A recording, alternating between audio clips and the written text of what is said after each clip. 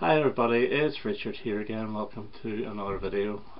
This is the second of my guilty pleasures videos. Now I can hear you all saying 2 out of 100 because all your music is guilty pleasure.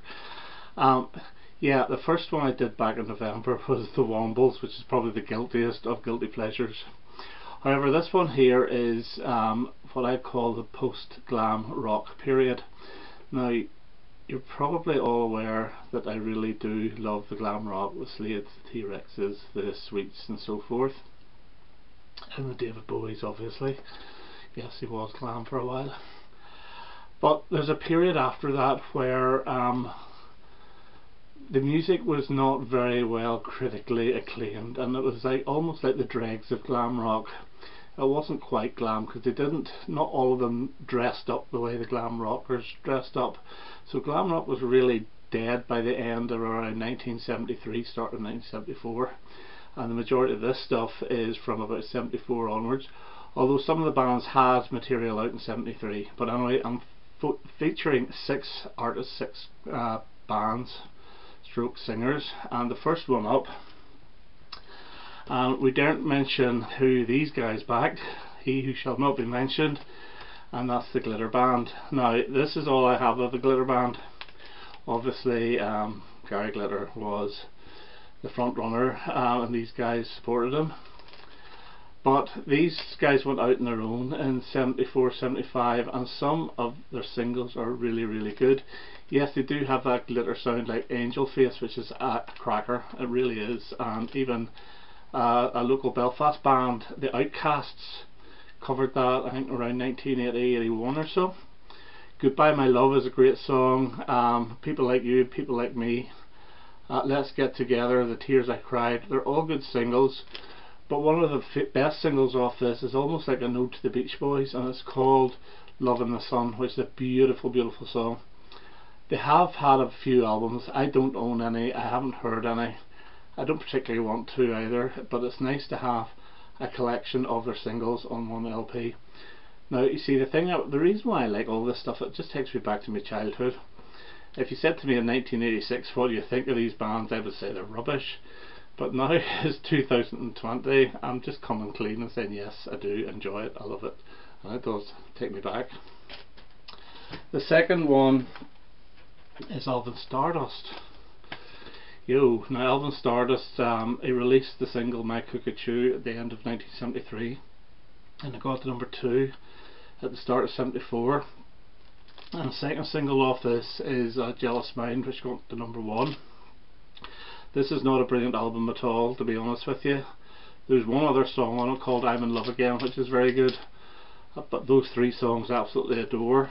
The rest I can pass on. And I only bought that album recently just to have those songs, but this one was bought at the time whenever I was a kid, and there was 3 singles off this, Red Dress, You, and Tell Me Why, and this is a better album. There's a great wee song called Just Love Me Baby, which is quite Buddy Holly-esque, and the song Heartbeat's not bad. Where's She Gone is embarrassingly bad, but it's that bad, it's actually quite good. But yeah, I got this way back when I was 8 years old, but it wasn't the one I wanted. I wanted the other one, but they didn't have it, so I had to go with this one. So so that's Alva Stardust. He then, obviously around 75 or so, his success fell apart, but he came back in the 80s and he released a couple of albums. I've got one of them, which is this one here, which is I Feel Like Alva Stardust, which has got a couple of hit singles off it. I Feel Like Buddy Holly, written by Mike Batt, and what's the other one? Oh, I Won't Run Away, which I actually bought as a single at the time when I was 18. It's alright, it's not great, but if I'm being honest, what you need with Alva Stardust is a great hits, and I don't have one on vinyl, but this is 20 of his best, and this is really good.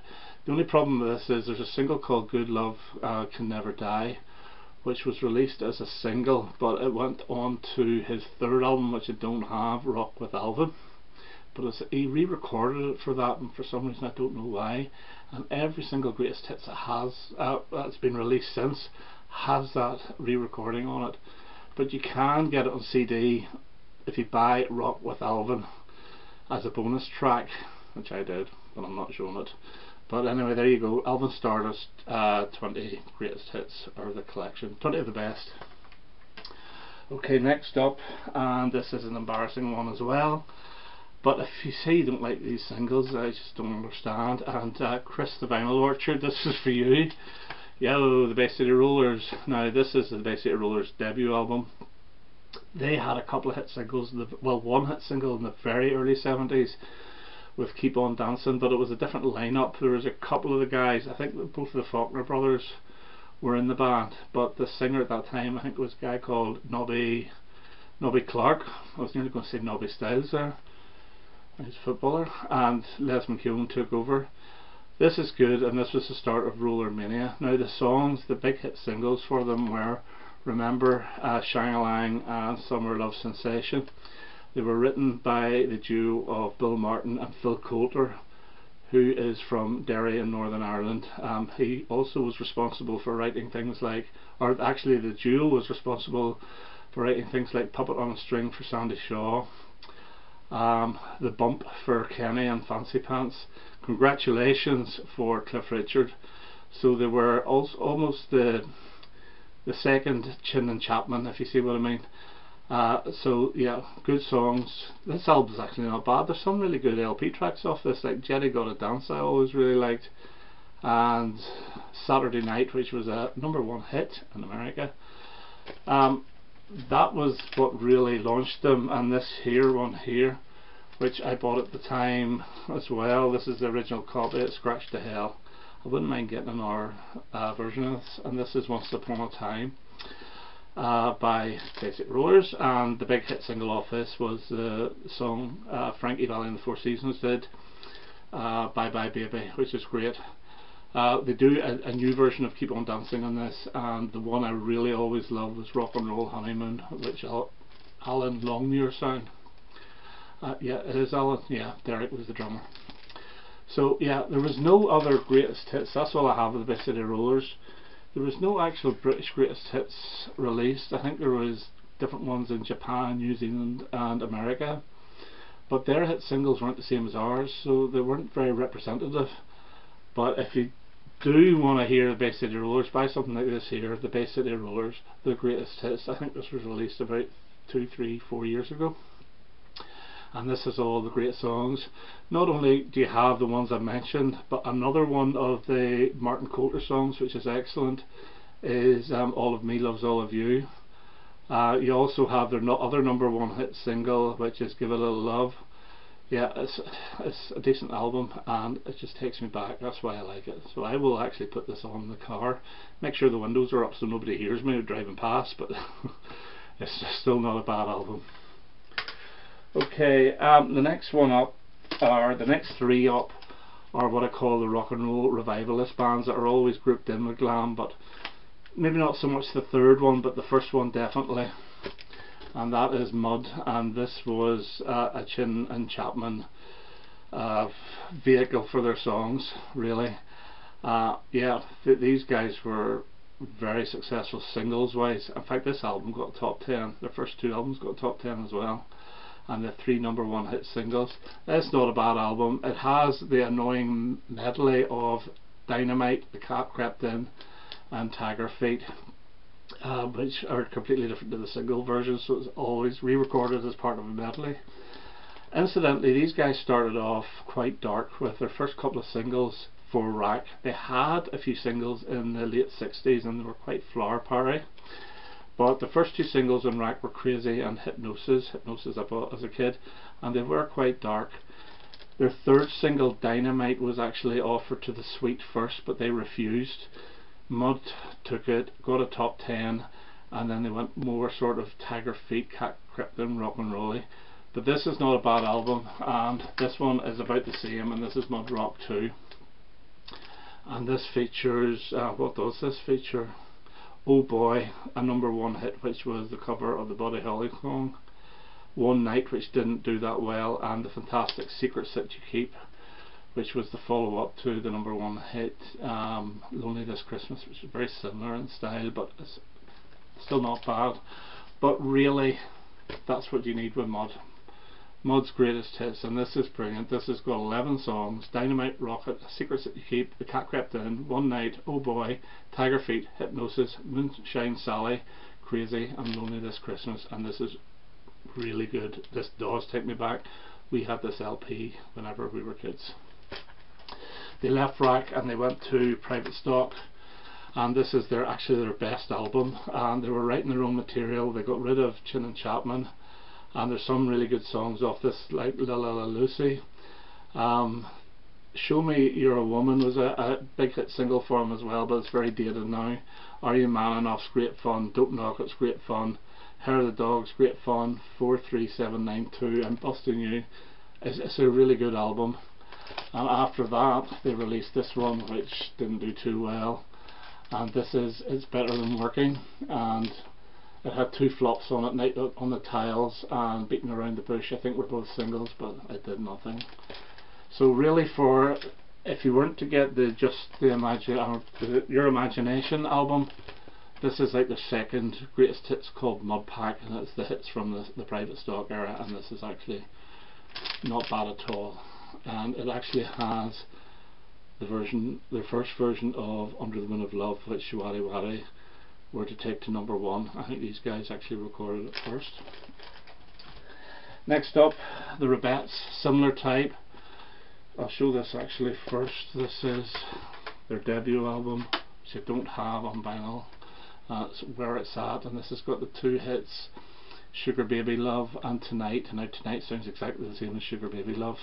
There's no difference. And again, way back in the 50s, just shows that they were rock and roll revivalists. It's not bad, as is We Can Do It, which features the hits I Can Do It and Jukebox Jive.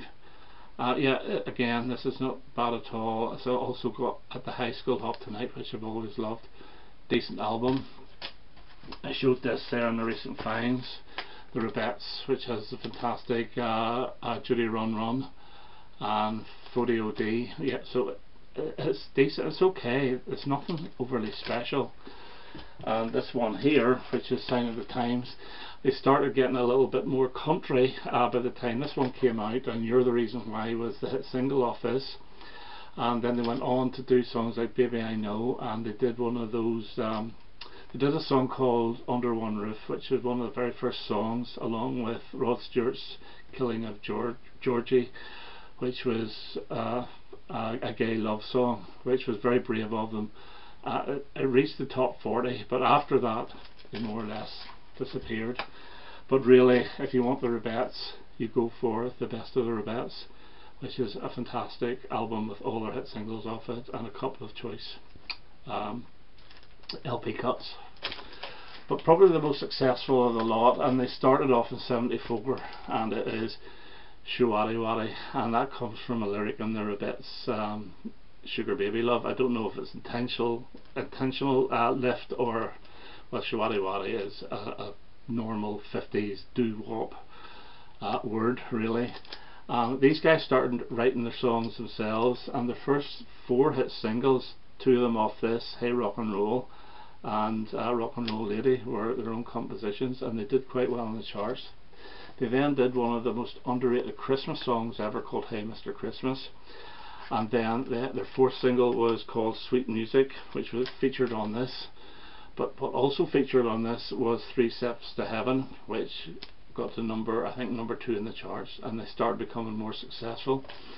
Although they went back to writing a few of their songs, like Heavenly and Trocadero, which didn't do too well, but a cover of Buddy Holly's Heartbeat and Under the Moon of Love. Under the Moon of Love is not on this, but Heartbeat is, and this is their best album.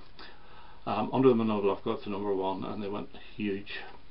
So yeah, this is Heavenly as well. Looking Back is a really good song, and another single was Take Me in Your Arms, which is excellent, which failed to chart, but this actually is a good album. I do like the Shawariwari albums, they're better than what you might think. And like the Beatles, they released what you call red and blue greatest hits albums, although they weren't doubles. And the first one up was actually a blue one, and it's this one here. and this is fantastic, and this has all the hit singles from Hey Rock and Roll right up to Under the Moon of Love, and does actually include Hey Mr. Christmas, but unfortunately it doesn't include Take Me in Your Arms. Their next album was this one here, which is Red Star, and this is probably their most successful studio album with Dancing Party, When, and is there another one off this? Yeah, You've Got What It Takes. It's a good album, a really good album. But immediately after that they released their next one, which is the Red Album, which is 76 to 78, and it has things like I Wonder Why, Pretty Little Angel Eyes, You Got What It Takes, A Little Bit of Soap. Is a little bit of soap on this? I don't see it. Oh, it is, yes, sorry, it is. You've Got Personality, and this was a big seller. So really for Shawariwari, those are the two you really do need, is the Glare and the Red albums. But they still released a few more albums, and this one here in 79, Crepes and Drapes, and this has got Sweet Little Rock and Roller on it and A Night at Daddy G's. Pretty damn good stuff. It's not bad. Sea Cruise is on this as well. It's not a bad album. And even in 1980 they released Bright Lights, which includes Why Do Lovers Break Each Other's Hearts, which I adore, really do, and it has Blue Moon on it, and it also has Do Wad Diddy, and any other ones that were big here, Always and Forever.